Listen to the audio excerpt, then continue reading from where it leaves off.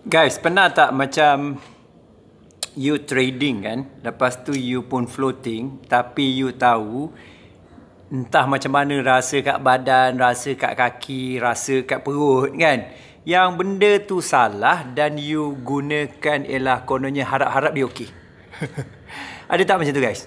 So, jadi apa yang saya maksudkan, sebenarnya dalam trading ni kita ada dipanggil guts feelings ataupun dalam konteks lain dia panggil lah second brain. Alright, so second brain tu maksud satu sudut ialah dia panggil guts brain. Guts brain tu kita boleh rasa dekat fizikal kita sebenarnya yang kita buat benda tu salah, dan sebenarnya benda ni good things So, jadi bermaksudlah body kita secara subconsciously tahu yang benda tu adalah benda yang pada kita sebenarnya ialah benda yang tak betul. Okay, jadi kita boleh feel. Kalau kita sebagai trader bermaksud ialah you cuba cari ialah buat benda yang betul instead of buat benda yang salah berulang kali. Pasal end of the day sebenarnya you tahu you buat benda salah, betul tak? You tahu ialah you ambil risk berlebihan. You tahu juga ialah you sebenarnya ialah fokus kepada ialah cepat nak dapat duit compare pada you buat secara konsisten. Kadang-kadang secara tak langsung kan Tuhan bagi kita satu sudut ialah kelebihan untuk merasakan. Okay, kelebihan untuk feel benda tu.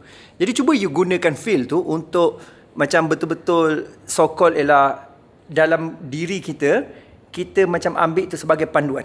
Okay, semua orang ada. Dia tak kira lah lelaki ke, perempuan ke, umur muda ke, umur dah meningkat ke, ataupun bangsa apa ke, agama apa. Ini berkaitan dengan kemanusiaan guys. So, jadi apa saya masukkan ialah cuba you perhatikan secara langsung dan tak langsung macam mana sebenarnya satu sudut you be able untuk utilize, okay, utilize benda ni iaitu subconscious ni, okay, dia akan bagi reference pada body kita supaya kita ada ability untuk identify salah ataupun betul. Kadang-kadang apa yang berlaku ialah kita keep buat benda salah, okay? Sedangkan kita tahu benda tu salah sebab kita boleh feels pada body kita kan, kita boleh tahu ini tak betul ni sebenarnya, tapi kita keep buat. So benda ni asas yang pertama. Alright, asas yang pertama ialah you start to listen pada you punya guts, okay? You start listen pada you punya ni. Dia kadang-kadang benda ni tricky juga, saya tak nafi sebab ada juga guts ni confirm ada juga macam tu, tapi secara asasnya, secara hakikatnya ialah you boleh gunakan panduan yang saya kongsikan ni lah. Okay, macam mana benda ni terbentuk? Benda ni terbentuk sebenarnya ialah kalau saya kan dari segi buat keputusan, dia ada 3 jenis keputusan lah. Alright, keputusan pertama ialah you gunakan you punya akal. Okay, you punya thought process.